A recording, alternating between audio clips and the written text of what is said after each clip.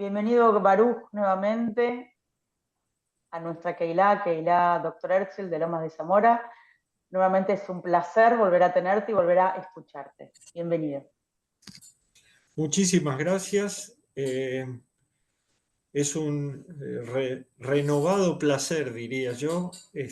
Así que, bueno, vamos a compartir algunas reflexiones que están ligadas a la fecha del día de ayer, Tisha B'Av.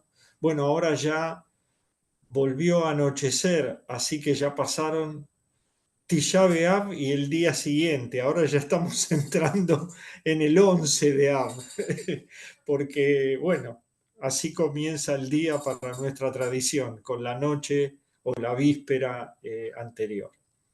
Bueno, el mes de Av que estamos transitando, si alguien me quiere hacer una pregunta, haga una señal o algo por el estilo y vemos si contesto en el momento o lo dejamos para resumir las preguntas en alguna respuesta más abarcativa. Pero bueno, lo vamos manejando en conjunto. El mes de Av, que es el quinto mes del calendario hebreo, suele ser un mes muy caluroso, porque entre julio y agosto del calendario gregoriano sucede el mes de Av según los ajustes del calendario. Entonces, en el hemisferio norte hace muchísimo calor, pero en este mes en particular, que está muy asociado a las cuestiones de recordación angustiante, triste, etcétera, etcétera, hay en realidad dos fechas importantes, y como estamos en el medio de esas dos fechas, dado que Tisha B'Av ya fue, y dentro de unos pocos días, es decir, el domingo a la noche y el lunes, va a ser la celebración de Tu B'Av, o sea, el 15 de Av, que es una fiesta, una fecha de enorme alegría, y enseguida o durante la charla nos vamos a referir a eso. Comencemos cronológicamente entonces por la primera de estas dos fechas que menciono, que es el 9 de Av, más conocida por Tisha B'Av, y es un día de duelo, de ayuno, que recuerda muchas calamidades y desastres en la memoria colectiva judía. Según lo escrito por los sabios, desde la época de la Mishnah, y hago mención independientemente de cuestiones que ustedes recuerden nombres, pero esto está en el Talmud, en el Tratado de Ta'anit. En Tisha B'Av ocurrieron 5 catástrofes al pueblo judío. Primero, se les decretó que no podrían entrar a la tierra de Israel en épocas de Moisés. No podrían entrar a la tierra de Israel en épocas de Moshe Rabbeinu.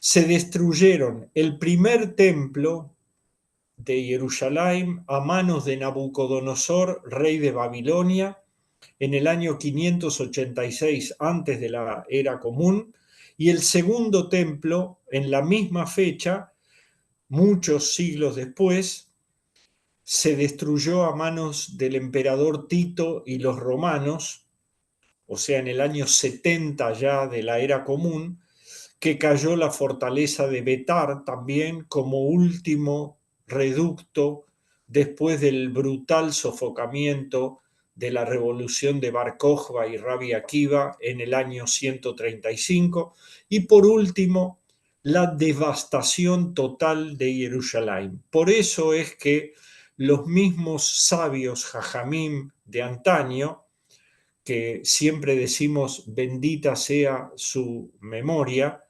Hazal, cuando comienza el mes de Av, se dice, reducimos la alegría. Es decir, no es que está prohibido alegrarse, pero se reduce, se trata de no hacer aspavientos o exagerar con la alegría. Algunas personas, sin embargo, que son más estrictas, evitan cualquier tipo de regocijo durante estos días, al punto de evitar incluso cualquier situación que pueda llevar a alegrarlos. Dado que desde 3 semanas antes de Tisha B'Av hasta precisamente Tisha B'Av es el periodo que se conoce con el nombre de Ben HaMeitzarim, es decir, entre la angostura. Angostura tiene la misma raíz que angustia. Así, según algunas tradiciones, no todos los Yehudim a lo largo de las generaciones han cumplido estrictamente con esta normativa, pero según algunas tradiciones, y esto muestra la pluralidad y la diversidad que a lo largo de la historia hemos tenido y, como es obvio, seguimos teniendo, por supuesto.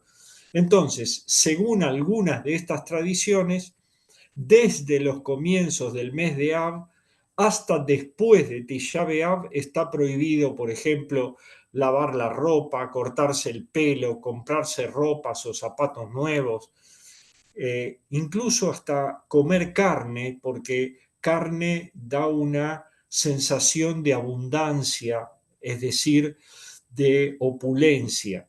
Está prohibido también beber vino, salvo en Shabbat.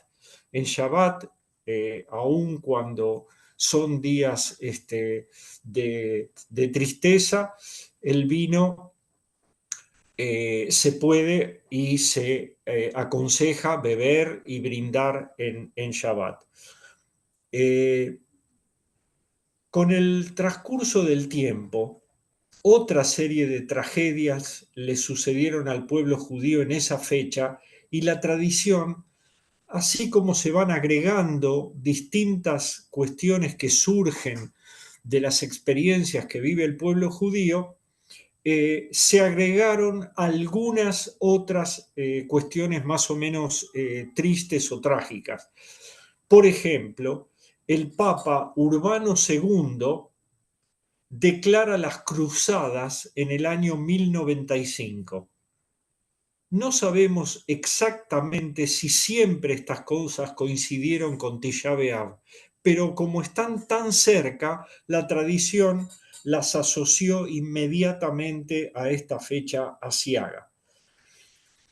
En el año 1290, el rey Eduardo I firma el edicto de expulsión de los judíos de Inglaterra. Tengamos en cuenta 1290, son 200 años antes de la expulsión de los judíos de España, que fue en 1492, y sin embargo, a esta fecha en general no se la recuerda demasiado, aun cuando es 200 años anterior a la expulsión de los judíos de España, que sí se recuerda por el tema de la Inquisición y estas cuestiones relacionadas con la Iglesia Católica y Torquemada, mientras que en Inglaterra era la Iglesia Anglicana, que tiene otros matices. Bueno, esta costumbre, otra cuestión que no me quería saltear, también está relacionada con la expulsión de los judíos de España, es decir, 1492. Es una costumbre que en Tisha B'Av, entre las oraciones, las plegarias correspondientes a esta jornada, se lee Eijá. Eijá es cómo pudo haber sucedido algo así. Sería el libro de las lamentaciones que aparece en la Torá, en el Tanaj, en el libro, en el sector de Ketuvim, es decir, los agiógrafos, los escritos que vienen en el tercer lugar del Tanaj. Y la tradición atribuye esta Megilá, esta lectura, al profeta Jeremías. Sobre la forma de conmemorar y las costumbres a llevar a cabo en esta fecha, hubo muchísimas discusiones y desacuerdos prácticamente desde la fecha en que fue impuesta, allá por el siglo segundo de la era común, es decir, en números redondos, 1800 años. Inmediatamente después de la destrucción del templo y la dispersión de los judíos por doquier, ya se empezó a considerar esta fecha y esta recordación como ansia o aspiración de redención. Ya vamos a volver sobre este concepto. Las fuentes y la variedad de versiones existentes sobre el tema que centralmente se considera para la recordación de Tisha B'Av es la destrucción de Jerusalén.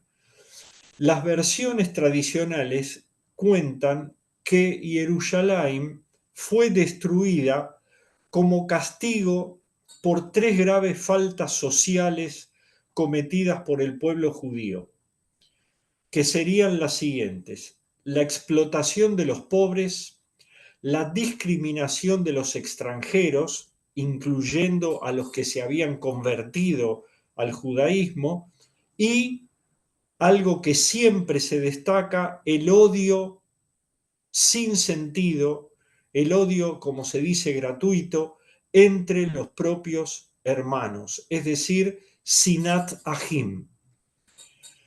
En el mismo tratado del Talmud de Babilonia aparece otro sabio, Rabí Yohanan, y agrega Jerusalén, y esto en relación con la destrucción del segundo templo, es decir, ya en el calendario de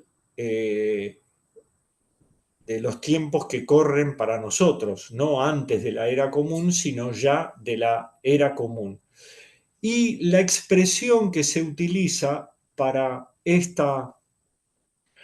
para la explicación de esta destrucción es que Jerusalén fue destruida porque se juzgaba solo de acuerdo a la ley de la Torá. ¿Qué quiere decir esto? ¿No es acaso como un oxímoron, una cosa que se opone a sí misma? Si la ley, de acuerdo a la que se juzgan los actos de las personas, es la Torá, y eso es lo que hacían, entonces, ¿cómo puede ser que haya una interpretación posible de que esto fue motivo de una desgracia? Que solo juzgaban de acuerdo con la interpretación de la ley de la Torá. Entonces, tenemos que mencionar el aspecto de si debe haber alguna flexibilidad o alguna comprensión de la situación de la gente o en la que se encontraba la gente a la que se juzgaba y gobernaba. De aquí que viene que en el Talmud tenemos 2 maneras de aplicar, diríamos entre comillas, la ley a los casos particulares. Una es Midat Hadin, es decir, de acuerdo con lo que dice estrictamente el texto de la ley, y otra es Midat HaRahamim, es decir, la medida o la escala de piedad o consideración que hay que tener de acuerdo con el caso particular a que se está haciendo alusión. Más allá de toda la liturgia y el ayuno y el ritual religioso, ustedes saben que hay normas muy precisas para el cumplimiento del ayuno, quién debe cumplirlo, en qué condiciones, quién está exento y por qué, etcétera, etcétera, que son todos los detalles de aplicación de las disposiciones relacionadas con el ayuno. Entonces, más allá de toda esa liturgia que se fue desarrollando, hay algunos mensajes muy claros y fuertes. Primero, rechazo y condena de la explotación del hombre por el hombre, rechazo a la discriminación y al racismo, al odio y la degradación del ser humano, y también, detalle, rechazo al fundamentalismo y la rigidez extrema. Es decir, tenemos un aprendizaje que adquirir a raíz de la recordación de hechos aciagos o angustiantes. ¿Será que el pueblo judío debería haber internalizado la lección y el mensaje de lo sucedido? ¿Cuántas cosas se asocian mientras hablamos de estos hechos pasados a los tiempos que corren, a la rivalidad que hay en la propia sociedad israelí y dentro del pueblo judío en general en relación con los acontecimientos tristes y angustiantes de estos tiempos? Los agudos y sensatos puntos de vista y discusiones que nuestros antiguos sabios tenían, sin duda pueden ser un hermoso motivo de aplicación para el análisis de las cosas que tenemos que discutir en estos tiempos. Ahora bien, ¿por qué fueron destruidos los templos de Jerusalén? Que es lo que generalmente más se considera. Siempre que se dice Tisha B'Av se asocia no a toda la lista de cosas que les mencioné, sino a la destrucción de los templos, el primero y el segundo en Jerusalén. El día de Tisha B'Av, que ya dije es un día de duelo nacional en cualquiera de las corrientes o tradiciones que el pueblo judío ha experimentado y mantenido a lo largo de los años. El primer templo, digo, fue destruido por el imperio babilónico. Si ustedes quieren hacer una alusión, por ejemplo, hasta en la ópera hay una canción del regreso de los esclavos después de la destrucción, después de la esclavitud a la tierra de Israel. En Va Pensiero, si a alguno le interesa mucho la ópera, ahí está realmente relacionado con el pueblo de Israel. El primer templo, decía, fue destruido por Babilonia porque competía con el imperio egipcio y la competencia estaba dada por el dominio de la media luna de las tierras fértiles. Ustedes saben que en el mundo de la antigüedad, esa media luna que incluye la Mesopotamia asiática es la que era la tierra más codiciada por la fertilidad, la riqueza y por supuesto el poder que la posesión de esas tierras confiere. Los ríos Tigris y Éufrates, la Mesopotamia, todo eso tiene una implicancia de abundancia, de enorme poder y desarrollo que parecía que jamás se iba a terminar, hasta que después de Babilonia y Persia surge otro imperio que no es de la región y que es de Europa, y es Alejandro Magno y sus conquistas hacia el este y la expansión de ese enorme imperio. Pero la alusión viene a cuento de que parecía que ese poder era infinito y que iba a ser eterno. La segunda conquista y destrucción de Jerusalén y el templo de Jerusalén, el saqueo de todos los tesoros y la matanza y el destierro de gran parte de la población, no toda 100%, pero gran parte fue desterrada. ¿Quién la produjo? Roma. Y esta acción del Imperio Romano fue motivada en realidad por una rebelión de la población judía ante la opresión del Imperio Romano. El resultado de la decisión de los políticos romanos o de los líderes fue aplastar esa rebelión de Rabí Akiva y todo eso que es parte de la historia de nuestra antigua tradición.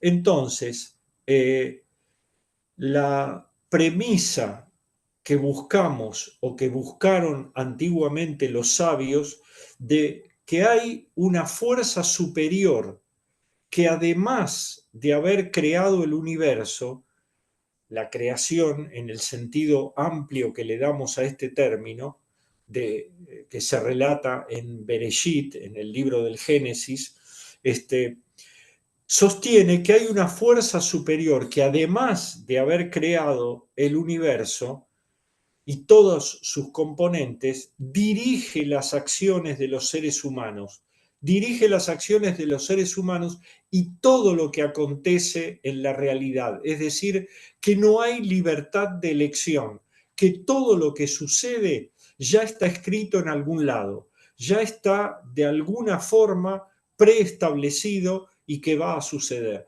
Por lo tanto, no hay libre albedrío. Esta fuerza se llama o se denomina con nombres de lo más diversos, como por ejemplo el tetragramaton, es decir, las 4 letras que en grafía latina es la Y, la H, la W y la H. No sabemos cómo se pronuncia. Yud, Hei, Vav, Hei. Nosotros decimos Adonai, pero no se sabe cómo se pronuncia.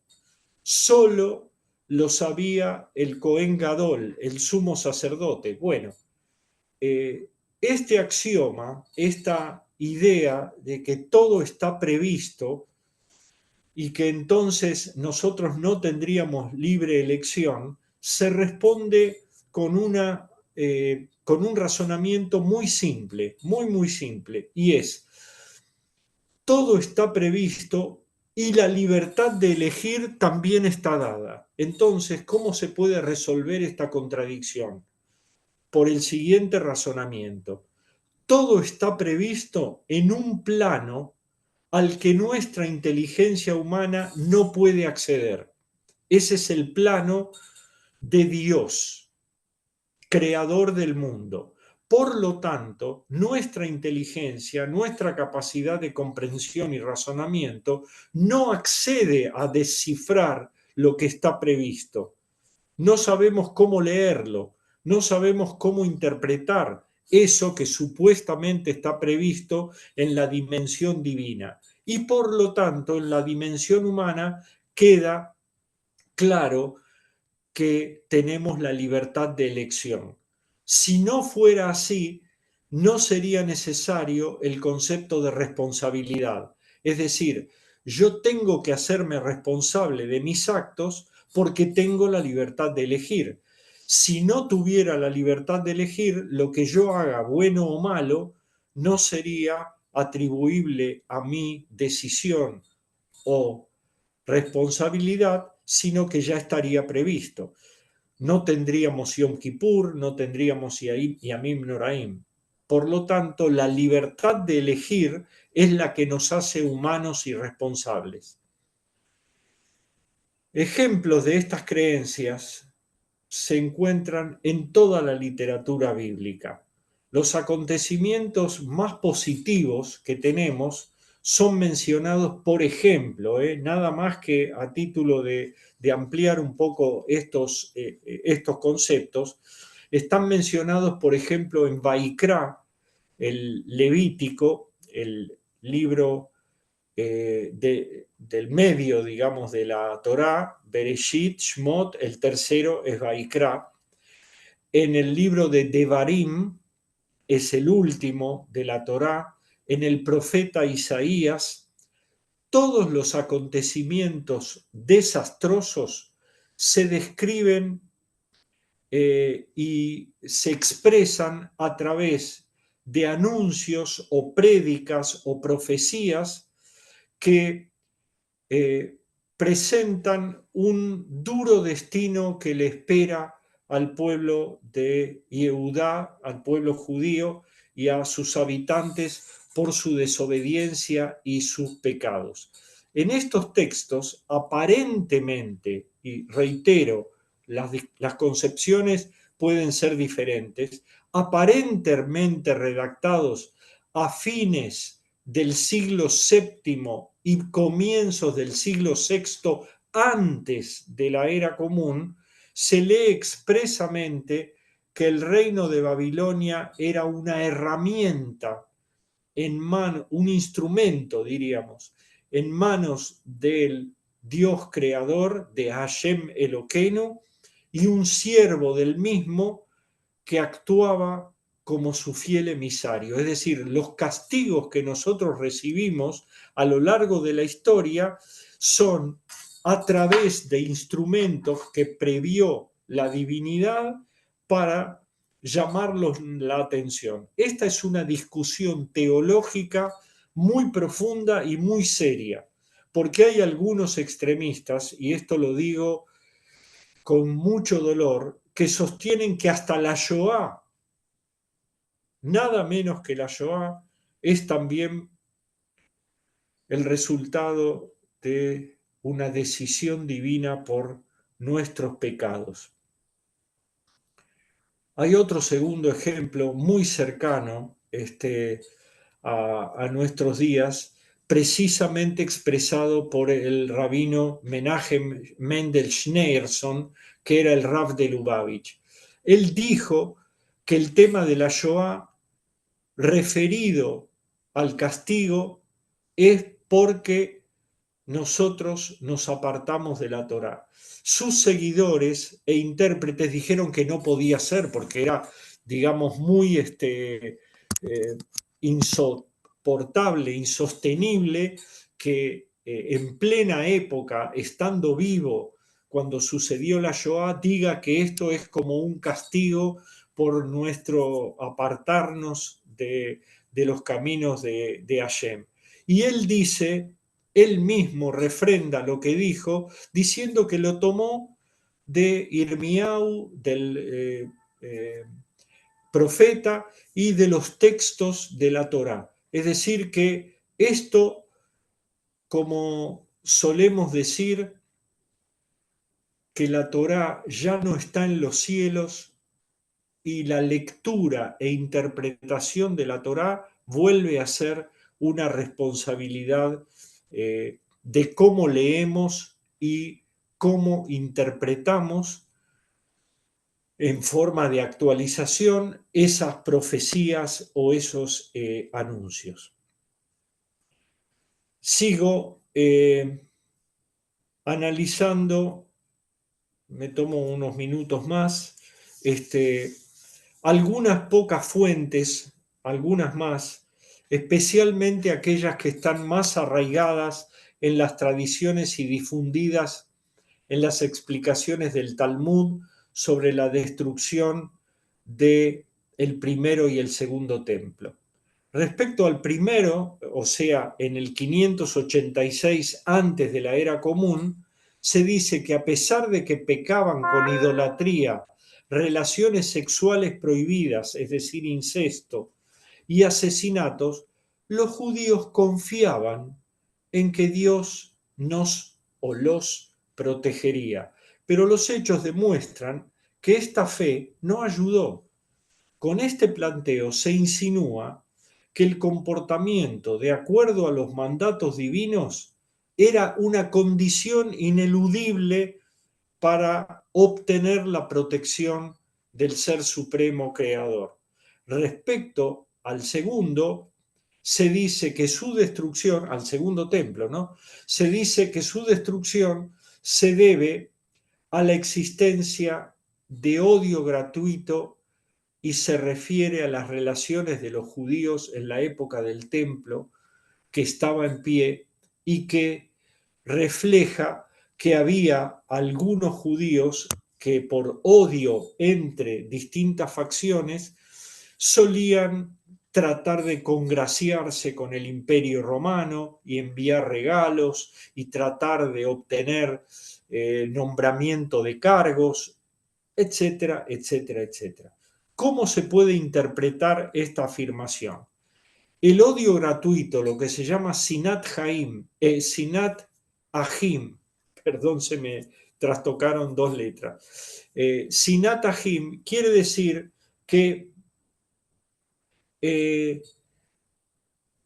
la cuestión de la tensión entre hermanos es aquello que en el Talmud se llama Mahloket shelo leshem shamaim, es decir, una discusión o una controversia de tal intensidad que no es por el reino de los cielos, es decir, que no eleva espiritualmente a ambos contendientes, que necesitan escuchar una opinión distinta para de esa manera crecer en su interpretación del mundo, de la vida, etcétera, etcétera.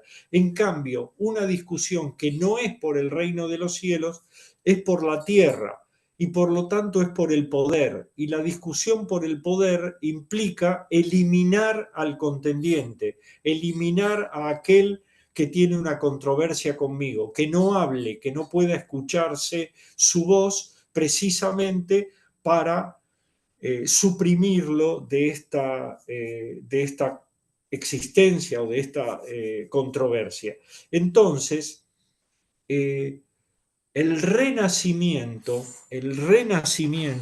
de la tradición y la continuidad judías se da justamente en el monumental cambio que hay en la tradición judía cuando está siendo acosada, sitiada y a punto de ser destruida la ciudad de Jerusalén y se abre una yeshivá en Yavne con Rabí Yohanan ben Zakkai. Yavne es una localidad en Medinat Israel que hoy en día es una ciudad, pero es la antigua Yavne en la que el rabino Yohanan ben Zakkai fundó una academia, una yeshivá, que no estaba relacionada con los sacrificios en el templo, porque ya no iba a haber templo en Jerusalén.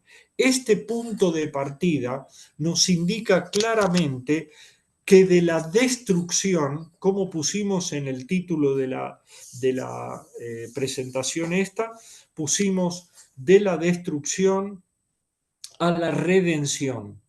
Y la redención es un estado colectivo, no es una cuestión de liberación individual de personas o familias, sino que es un estado colectivo de libertad generalizada que es el producto de algún periodo de sufrimiento por el cual encontramos una forma creativa y vital de continuidad judía.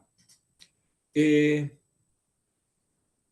la lengua hebrea, la expresión Hevlei Leidá, que quiere decir los dolores del parto, ¿sí? En hebreo, dolor se dice Keev, pero Hevel o Hevlei, dolores, se utiliza solo para el parto, porque es un tipo de dolor que si bien tiene una manifestación física intensa, produce la satisfacción de una nueva vida. Y esta expresión, Hevlei Leidá, los dolores del parto o por el nacimiento de un nuevo ser, se utiliza también para Hevlei Mashiach, es decir, los dolores por la llegada del Mashiach, independientemente de si va a ser en un caballito blanco, en un burrito que va a venir de las estepas de no sé dónde, se refiere a que la era mesiánica generalmente está estructurada sobre la esperanza de tener un mundo mejor cuando estamos en una época de sufrimiento. Y la expresión mesianismo no está referida a un Mesías en particular, a un ser que va a liberar y redimir a todo el pueblo de Israel, sino a una época de liberación y de felicidad colectivas. Para eso, si ustedes me permiten, querría incluir el pensamiento de un ilustrísimo eh,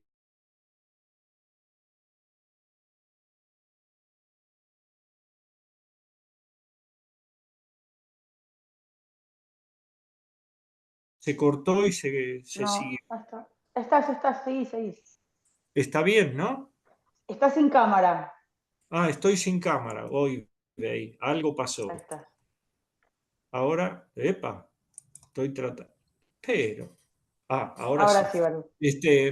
Este filósofo, este pensador llamado Franz Rosenzweig del siglo XX, de la época de grandes reformas en el pensamiento judío, en el pensamiento religioso, que es el producto de la reforma, es decir, que ya no toda la religión judía va a ser ortodoxa, sino que va a haber diferentes corrientes de pensamiento, algunas de las cuales se apartan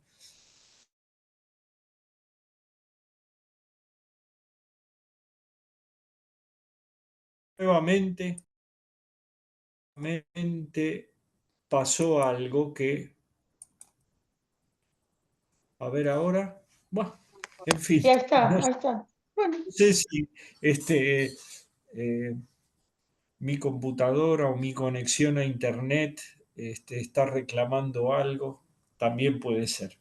Bueno, este filósofo, Franz Rosenzweig, escribió, entre otras cosas importantes, y estaba asociado a la idea de cambio, reforma y, diríamos, entre comillas, modernización o actualización de algunos conceptos de la tradición judía, eh, escribió un texto que después se editó completo bajo el nombre de La Estrella de la Redención. Él escribió este texto fragmentado en tarjetas postales dirigidas a su madre desde el frente de la Primera Guerra Mundial. Y luego esto se compaginó y se editó como La Estrella de la Redención. En ese texto, él expresa que la estrella que nosotros conocemos con el nombre de Maguen David, que es, diríamos, como dos triángulos que conforman esa estrella de la redención, me siguen con el formato, un triángulo que tiene un vértice para arriba de ese triángulo equilátero, digamos, y otro triángulo superpuesto con el vértice para abajo. Esa estrella de la redención, dice Franz Rosenzweig, en el primero de los triángulos están los elementos que él llama unidades del pensamiento y de la tradición judía. Esas tres unidades, estamos en ese triángulo con el vértice hacia arriba, los tres puntos, los tres vértices son Dios, el hombre y el mundo. Dios, el mundo y el hombre, el ser humano, la humanidad, conforman ese primer triángulo, a ver que parezca un triángulo. Y el otro triángulo, el que está en este sentido superpuesto, es el triángulo de las acciones. Las acciones son la creación, la revelación y la redención. Y precisamente de las unidades y de las acciones surge una interacción que hace que la redención sea el producto de la relación de Dios con el hombre en el mundo, que trae primero la creación, es decir, la creación del mundo e incluir a la humanidad, al ser humano. El segundo elemento de esa relación entre las unidades es la revelación, es decir, a partir de esa creación nosotros adquirimos el concepto de que esto fue revelado a Moshe a través de la Torá, a través de la redacción del Sefer Bereshit, etcétera, etcétera. Esa revelación divina hace que tengamos la aspiración de redención, pero esa aspiración de redención no viene como una concepción que es un premio de los cielos a la humanidad. Esa redención es un trabajo arduo de todos los seres humanos en conjunto para lograr esa armonía que en diversos pasajes de los profetas puede expresarse de maneras de lo más diversas, como por ejemplo, no alzará espada nación contra nación, ni se ejercitarán más para la guerra, como en el texto de Isaías. Y estas expresiones de redención las podemos encontrar también que verdad, justicia y paz no son cosas que vienen de los cielos, son tareas que tenemos que hacer los seres humanos. ¿De dónde sale esta, diríamos, expresión que se transforma en una amable sugerencia u orden? Sale de los versículos de la creación en el libro de Bereshit, en el Génesis. ¿Por qué? Porque todo lo que sucedió en la creación precisamente surgió solo por la palabra creadora de Hashem. Que se haga la luz y se hizo la luz, que surja tal cosa y surgió tal otra, y así sucesivamente, tal cosa y tal otra, menos una cuestión. En un determinado momento, dice el texto, lo digo en hibrit y enseguida al castellano, dice, Tadeshe haaretz deshe, que la tierra haga crecer el pasto. No que se cree el pasto, como dijo en oportunidades anteriores, con todos los elementos que fueron creados.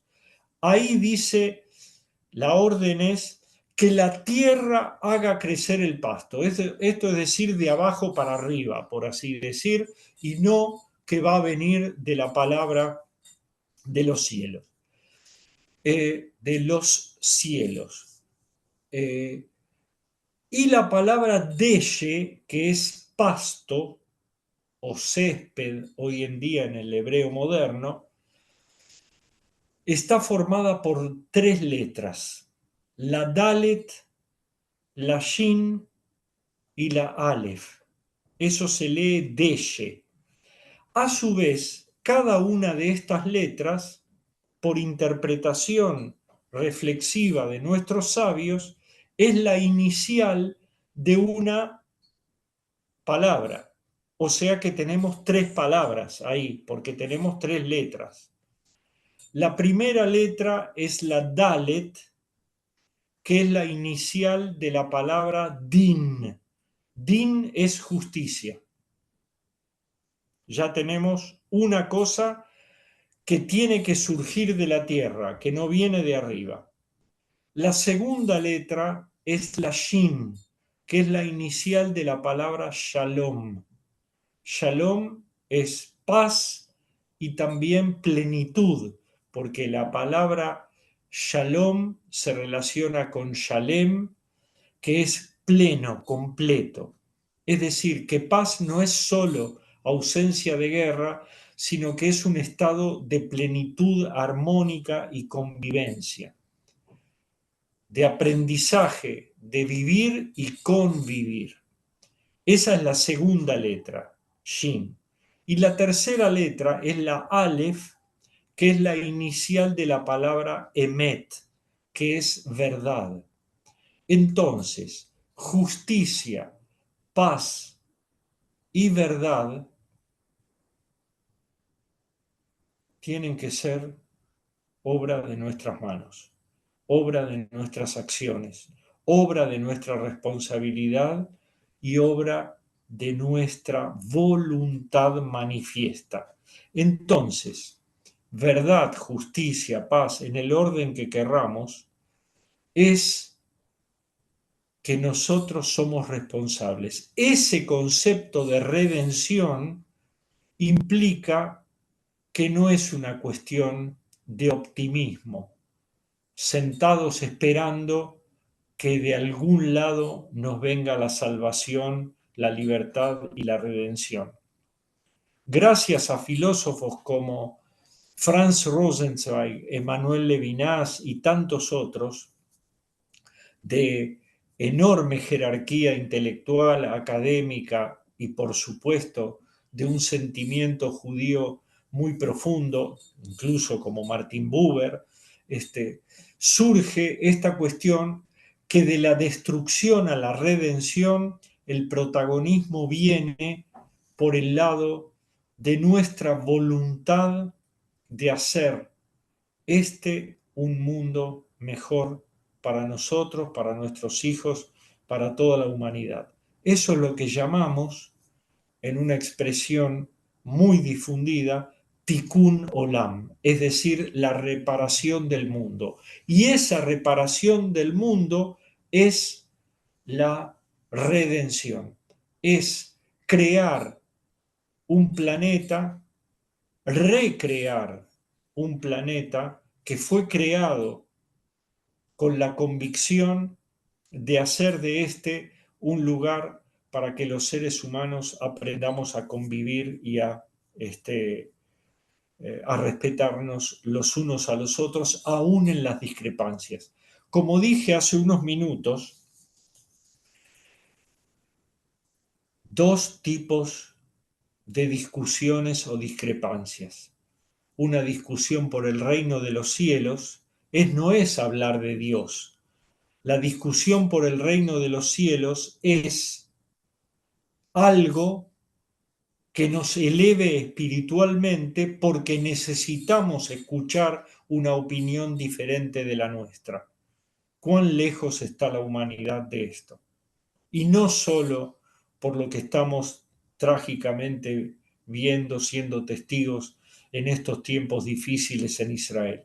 ¿Cuán lejos estamos de discusiones que sean aquellas en las que uno dice, qué bueno que escuché algo que es distinto de lo que yo pienso, pero que me abre la cabeza, que me ayuda a comprender mejor la complejidad del universo, del mundo en el que vivimos? Qué bueno que escuché algo distinto que no se me había ocurrido, como si fuera una frase de una propaganda. ¿Cómo no se me ocurrió? Y lo mismo estaría pensando el contendiente al escuchar mi opinión en la que él o ella no pensaron. En cambio, la discusión que es por el poder implica lo que estamos siendo testigos en estos tiempos. Entonces, esto no es una cuestión de optimismo, como acabo de decir, sino que es una cuestión de esperanza en acción.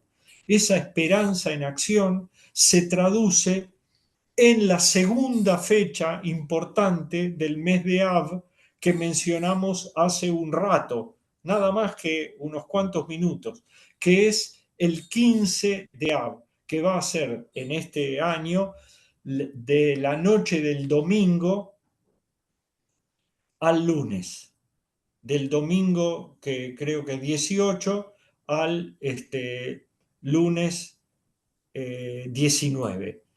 Esa fecha era como si dijéramos la fiesta del amor. Las muchachas salían y los muchachos salían y se hacían encuentros como para que cada uno encuentre su pareja, y se celebre una elección amorosa. Y en esa fecha las chicas se vestían de blanco y era toda una enorme fiesta de alegría y amor. A pocos días de Tisha B'Av, de la recordación de tragedias y destrucciones, viene el amor que no es solamente el amor de pareja. Eso es lo que sucedía en la antigüedad, pero viene la idea del amor que el ser humano debe privilegiar sobre las ideas de rivalidad dentro del pueblo de Israel, dentro de la familia, dentro de la propia comunidad. Debe privilegiar la idea de Shalom Bait. Shalom Bait quiere decir la paz del hogar. La paz del hogar no es no discutir. La paz del hogar es discutir con el nivel de cómo no se me ocurrió. Es decir, que ese pensamiento o esa idea que yo no tenía me construye y me fortalece, así como la que yo expreso y el otro o la otra no tenía, lo construye o la construye y lo fortalece. Que podamos pasar de la destrucción a la redención con nuestras propias acciones, con nuestros propios sentimientos, con nuestras propias manos que no estén manchadas de conductas despreciables e inmorales. Que nuestras manos estén limpias en el sentido de que son el vehículo por el que Dios nos habilita a traer paz, armonía y verdad en el mundo. Muchas gracias. Ahora vienen las preguntas, las discusiones, Gracias, Baruch. las, bueno, yo dije más o menos una hora, hablo, que es lo que aparentemente acaba de transcurrir, y ahora tenemos un poco de tiempo, si ustedes quieren, por supuesto, para preguntas, dudas. Tratemos de que no sean enojos, pero bueno, todo puede ser y suceder, y si está en mis posibilidades, responderé con responsabilidad. Diga. Quien tenga alguna pregunta se puede desmutear y hacerlo. No, es que nos dejaste pensando. Hay que elaborarlo lo que dijiste. Bueno, No está me parece fácil. bien. Si es cuestión de llevarse algo para reflexionar y pensar en la propia situación, la familia, la comunidad, los amigos, los parientes, en fin, lo que sea. Así que está bien, pensar es bueno. La raíz hebrea de pensar, no sé si alguien quiere meter un bocadillo, la raíz hebrea de lahshov, que es pensar, ¿cuál es? Headset Bet. Het Shin Bet, que es la misma raíz de la palabra hashuv. Es importante pensar. Hashuv es importante. No solo que alguien es importante, sino que se le da importancia al pensamiento. Que no actuamos solo por instinto o por impulso. Que tenemos que pensar para que impulsos tengan un sustento que nos lo da nuestra capacidad precisamente de reflexionar y equilibrar opiniones, diríamos respetuosamente. Bien, ¿qué más? Simplemente sacan el micrófono o se habilitan el micrófono y me dicen lo que quieran. Bueno, yo pensaba como lo que decías, que la verdad que en un mundo tan dividido, porque ves la famosa grieta en todos Sí, lados, no es solo un tema, digamos, nosotros siempre decíamos que los judíos, tres judíos, 4.000 millones. Eh, sí, pero en este momento, digamos, es la grieta en todo. En nuestro país, en Israel, en sí, Estados Unidos. eh, Como la incapacidad de escuchar al otro, una opinión, lo que decías, una opinión diferente que por lo menos o me haga replantear la mía. A veces escuchamos la opinión del otro y no firma la nuestra, pero por lo menos la tuviste que relaborar. claro, claro. Eh, y en este momento parece como que hay una incapacidad de escuchar al otro terrible, en general. Eh, no sé. Este eh, comentario de Silvia, eh, bueno, perdón, no sé si hay alguna otra pregunta o alguna reflexión. Con mucho gusto lo escuchamos. Pero estaba por decir que este comentario de Silvia me recuerda algo, digamos, poético, metafórico, de un libro precioso de un autor italiano, Italo Calvino, nada que ver con judaísmo, pero que es inspirador lo que voy a decir. Ese libro, entre otros que escribió este hombre, lleva por título Las ciudades invisibles. Y en un fragmento, no voy a entrar en detalles, eh, hay un diálogo entre Marco Polo, el famoso viajero que anduvo por tantos lugares, y el Kublai Khan, uno de los emperadores del este, de los Aga Khan, Genghis Khan, Kublai Khan, etcétera, todos esos emperadores. Y hay un diálogo ficticio entre Marco Polo y el Kublai Khan.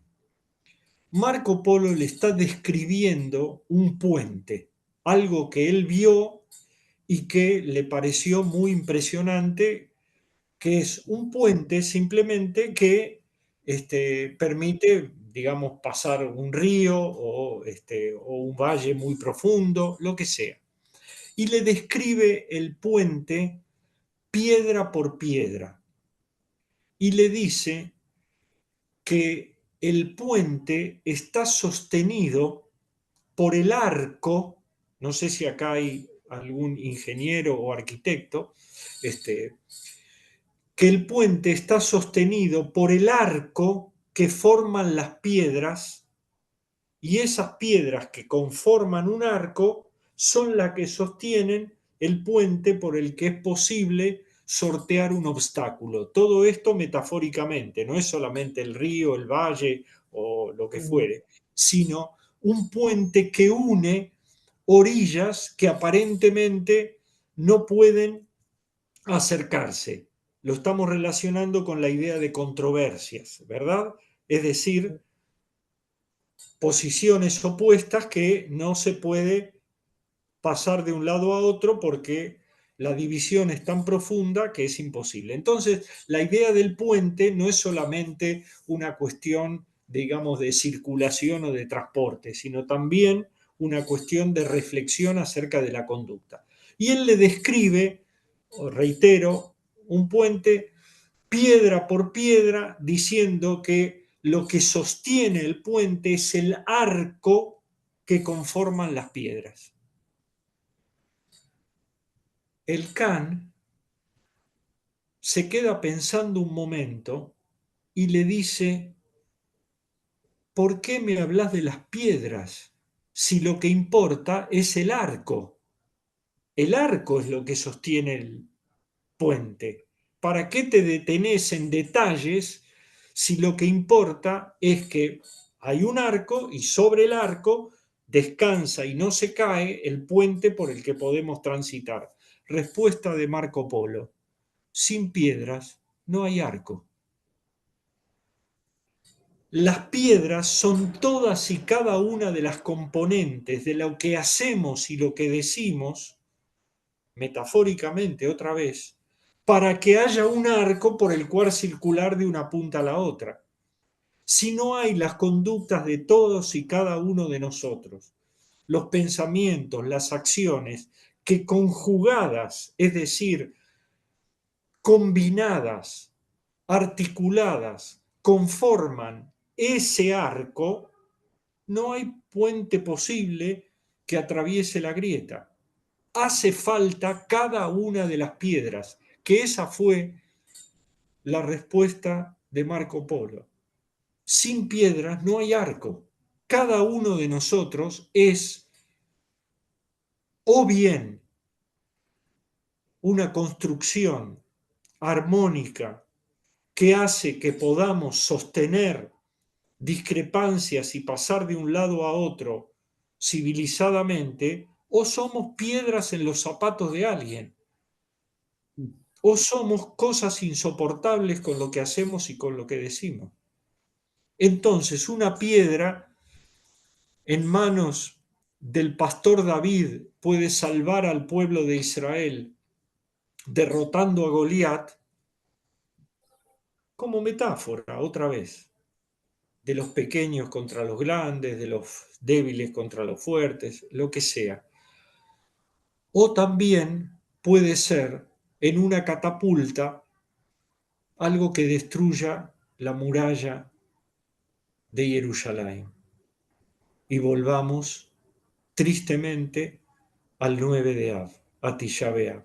Es decir, nosotros tenemos que cincelarnos como con un cincel que trabaja una piedra y la conforma de modo que se articule con otra y con otra y con otra y conforme una estructura sólida sobre la cual construir esta idea, comillas, mesiánica de libertad, justicia y paz.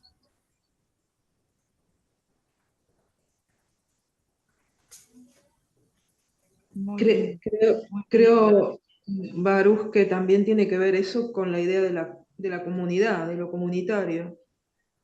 Si todos nos podemos escuchar, cosa bastante a veces difícil en las comunidades, y en la nuestra no es una excepción, y además cada uno de nosotros nos pone el granito de arena que corresponde, la piedra para poder sostenernos y ahí estamos, discutiendo dónde ponemos la piedra, si la colgamos acá o allá. A veces es lo más difícil, es tratar de escucharnos. Lo digo también metafóricamente, ¿no? Claro que sí, claro que sí. Es decir, nosotros ponemos piedras para construir o para obstaculizar, pero a su vez nosotros con nuestras conductas somos personalmente, cada uno de nosotros, alguna de esas piedras. En el mejor, no porque tenemos la cabeza dura como una piedra, digo, donde nos ubicamos, Y además somos para... responsables. Yo creo que a veces lo que nos cuesta pensar, y no me atrevería a decir en el judaísmo porque no conozco tanto, pero solamente por haber vivido toda mi vida dentro de él, nos cuesta pensar que hay otro que tiene una piedra que tiene igual derecho que yo a opinar distinto y a ponerla en un lugar y a caminar el camino igual que yo para poder cruzar de un lado para el otro. ¿Sí? Ir y volver. Ir y volver. Creo que en este momento, como dijo Silvia, no es una cuestión de Israel. Israel nos toca más de cerca, no hay duda. Y y lo sentimos como que está al lado nuestro, pero creo que eso también es un punto de inflexión dentro de la sociedad israelí, como para entender qué pasa que no podemos, que no somos capaces de escucharnos, ¿no? No, yo sinceramente no le echo la culpa al creador para todas estas cosas. Me parece que somos nosotros, sencillos mortales, que no somos capaces ni de escucharnos ni de decir, bueno, está bien, debe ser que por ahí vos también tenés razón igual que yo, o cambio yo mi actitud escuchándote a vos, porque bueno, lo que vos estás diciendo es más piola. Escuchémonos un poco. Nada, una utopía de mi parte, perdón, la digregación. No, no, eso que Voy a dijiste, Ruth, comentar algo que es casi como un chiste, pero primero escuchamos a Paola. sí, no, a mí me movilizó lo que dijo Ruth, porque yo que me dedico a educación, es lo que más me preocupa, poder escuchar, cuando se habla de la empatía, muchas veces se habla del que necesita y que seguro, si nos ponemos en el lugar de él, no tiene, y siempre pienso que el desafío es ponernos en la empatía, ese que piensa totalmente distinto, que hasta que nos saca, y es un desafío interesantísimo. Y por eso esto del puente me gustó mucho. eh, la- Leí de él otras cosas y este cuento no lo conocía y me parece que todos tenemos piedras y también tenemos piedras de las que aportan y debemos tener piedras de las que, bueno, hay que pulirlas también y asumirlo. Sí, Sumando a esto que dice Pau, con el tema de las piedras y con el tema de poder encontrarnos hoy acá, o sea, justamente que hacen falta las piedras de esas que no tienen que ser un dolor y las otras piedras, pero todas esas piedras forman ese puente que justamente del que habla Baruch y hace que entre todos podamos construir, o sea, que podamos construir Keilah, que de esto se trata, ¿no? O sea, que hace falta de todos. una En cosa, una, perdón, Baruch, en una sí, fecha tan especial donde todos recordamos destrucción. Está bueno que nuestro final sea, en lugar de estar todo el tiempo destruyendo, se destruyó el primer templo, el segundo templo, la expulsión, aunque hayan quedado cerca de esa fecha, aunque no todas hayan pasado el 9 de Av, bueno, que digamos que estamos tratando de construir algo, porque si no, realmente hemos estado 3000 años, perdón, Baruch, al pedo por la vida.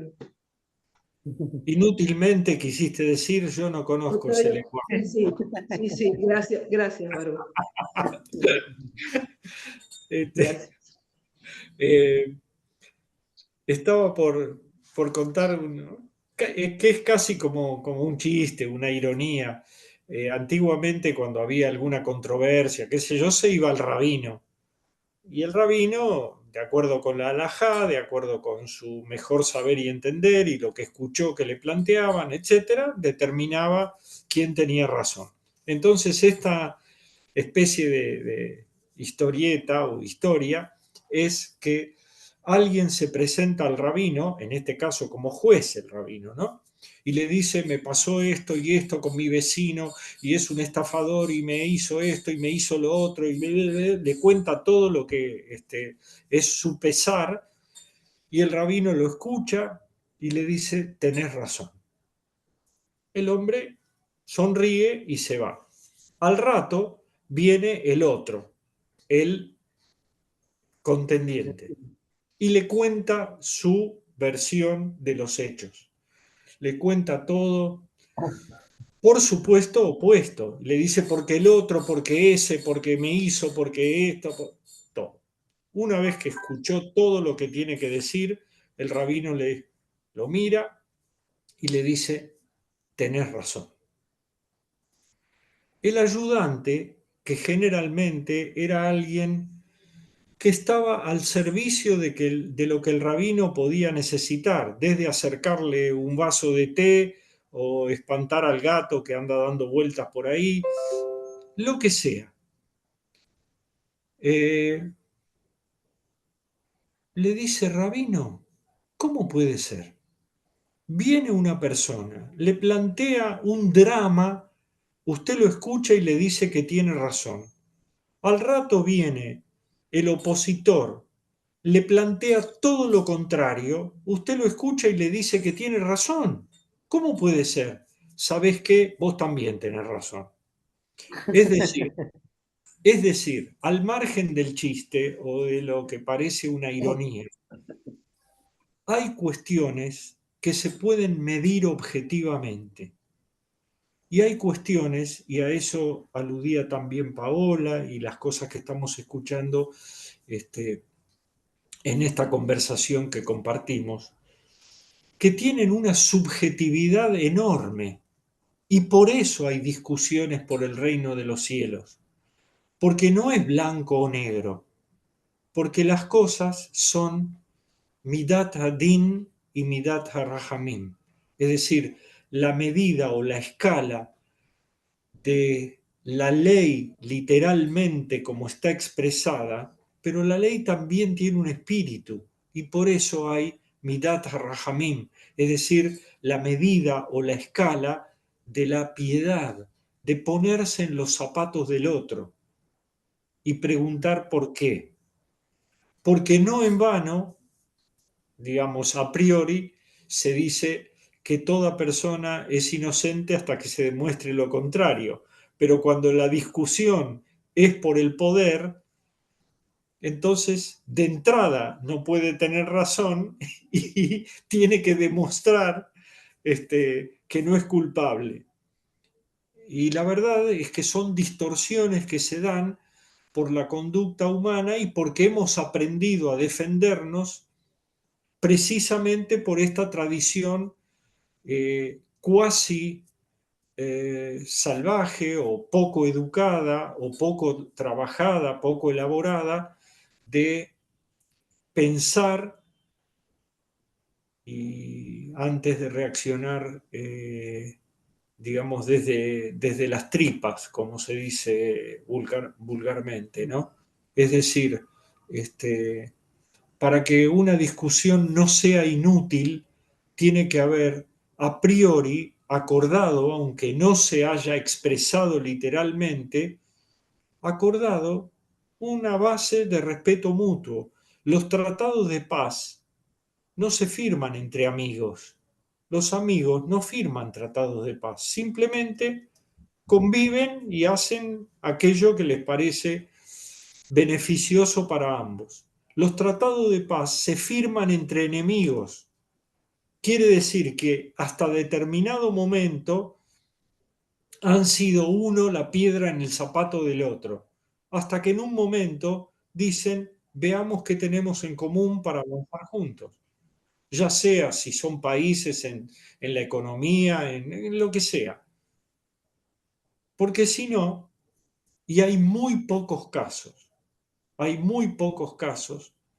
de tratados de paz, que efectivamente duran siglos en el tiempo y se consolidan manteniendo las diferencias entre quienes los firmaron, porque si uno absorbe al otro, bueno, entonces ya está. Pero si hay respeto por esa identidad que cada uno conlleva, perfecto. Si hay respeto por esa identidad, entonces se puede respetar la propia y la del prójimo. Sea un humano similar a nosotros, sea una comunidad, sea un país, sea una empresa o lo que fuere. La convivencia tiene que ver con una base, por eso somos humanos, de considerar al otro como un igual. En la naturaleza, el león salta y se morfa a la gacela, no porque es cruel o malo.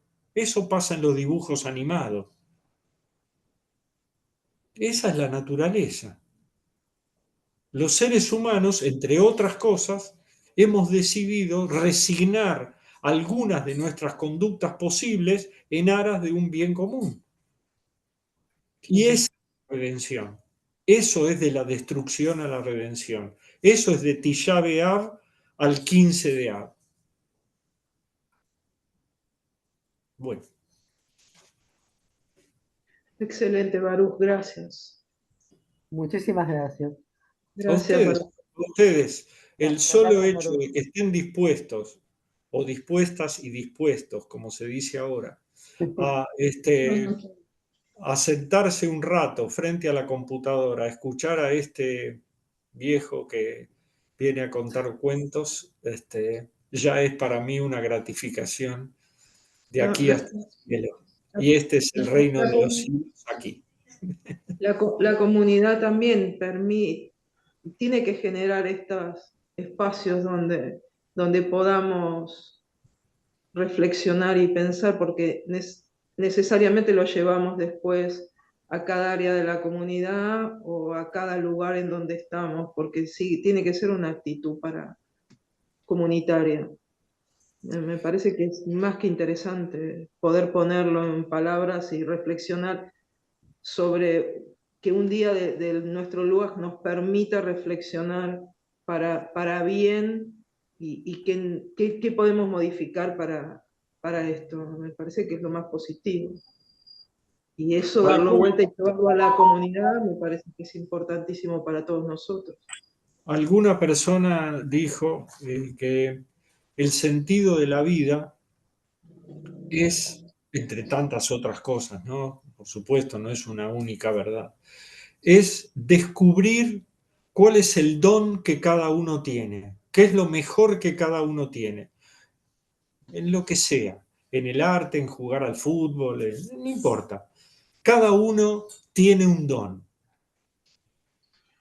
El sentido es descubrir cada uno cuál es su don.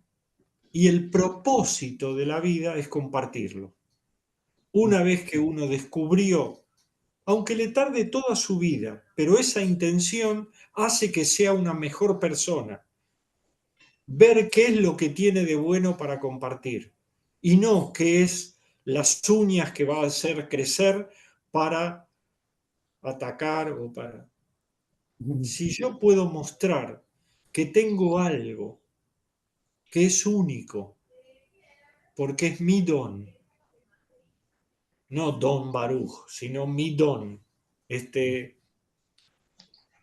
y me pongo como propósito compartirlo, lo más probable es que haga una pequeña y valiosa, significativa, útil contribución a Tikkun Olam, aunque sea pequeñita. Bueno, Y eso es una también miniaturita. eso es sabiduría, no es solo erudición, no es un problema de saber en qué versículo o cuál es la fórmula del, eh, del cálculo de una variable en una ecuación. Eso es sabiduría en el sentido académico, de alfabetización, etcétera, etcétera. Pero sabiduría es algo más profundo.